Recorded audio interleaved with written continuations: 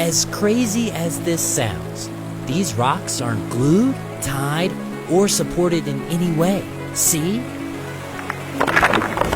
But how could structures like this, and this be possible?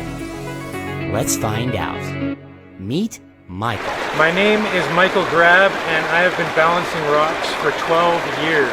It all started when Michael was spending time by the river.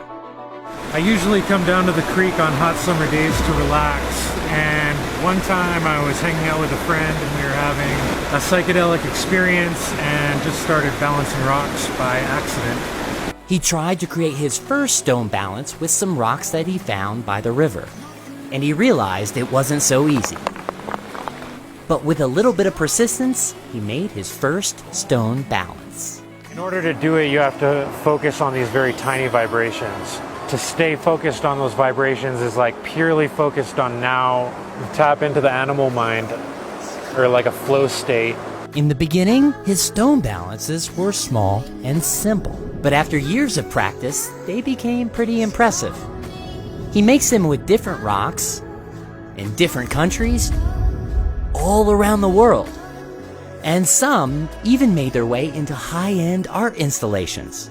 Michael, it looks amazing, but what are you using to hold it together? Just balance. Gravity is the only glue. And while some may find this hard to believe, it's true. Michael only uses gravity. Here's how he does it. First, he finds a stable rock to use as a base. Then, he looks for rocks with special shapes and surfaces.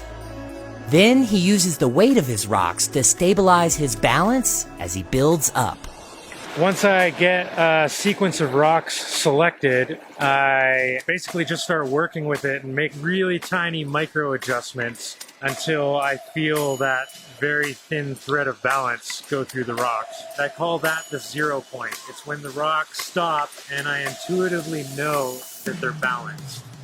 But here's something even more interesting. Michael removes every stone balance that he's ever built. I prefer to remove my work to leave the space looking the same way I found it. This way, he minimizes his footprint. But it begs the question, why build them in the first place? It's a way to get out in nature and become part of nature through the creative process. Michael's not stacking rocks, he's making art.